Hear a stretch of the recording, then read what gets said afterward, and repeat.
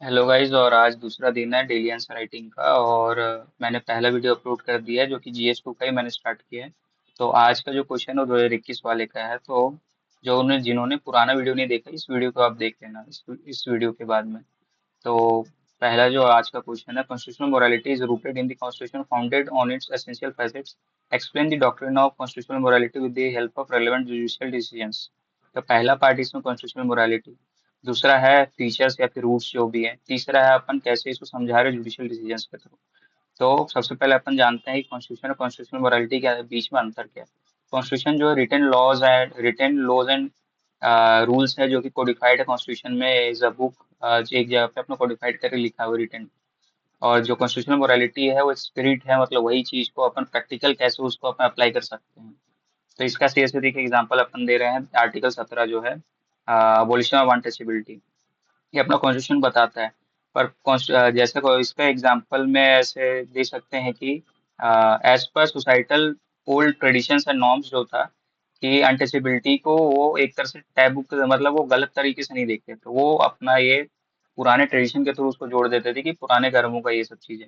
पर जो कॉन्स्टिट्यूशन जो बोलता है कि अपने को अबोलिशन करना है अनटचेबिलिटी का, तो इससे अपना कॉन्स्टिट्यूशनल मोरालिटी मतलब अपना अपलिफ्ट हो रहा है। जैसे कि लोगों का मतलब जो इक्वलिटी है, फ्रेटर्निटी है, और वो चीज़ों को अपन एज अ प्रोटेक्ट कर रहे हैं लोगों का।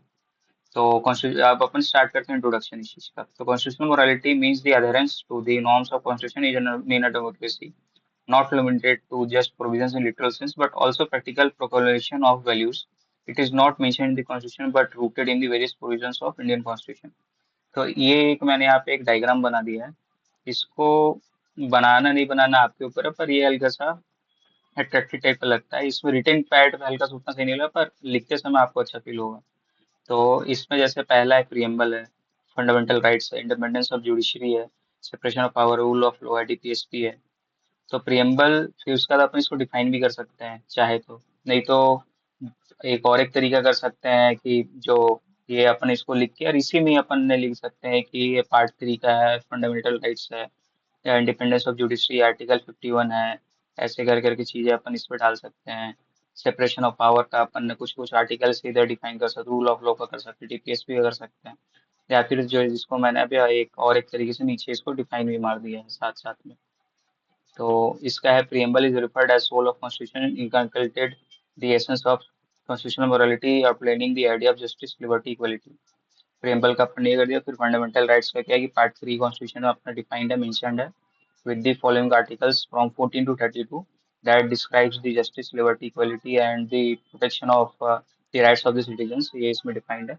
और डीपीएसपी फंडामेंटल ड्यूटीज जो है part 4 and part 4 A of constitution है, जो कि आर्टिकल 36 टू 51 और 51 ए एक्सक्लूसिवली है, जो कि सिटीजन्स का राइट्स और स्टेट का आर्बिट्री पावर को हल्का से लिमिट करता है। और स्टेट को क्या करना चाहिए सब चीज़ों को बताता है। और फंडामेंटल ड्यूटीज में सिटीजन्स का क्या रिस्पॉन्सिबिलिटी है उसको बताया, जिससे कि अपना कॉन्स्टिट्यूशनल मोरालिटी का जो बेसिक जो स्पिरिट है कॉन्स्टिट्यूशन को अपन कैसे फॉलो कर सकते हैं, उसको कैसे अपलिफ्ट कर सकते हैं, ये सब चीज़ों का उस पर हल्का सा जिक्र किया गया है।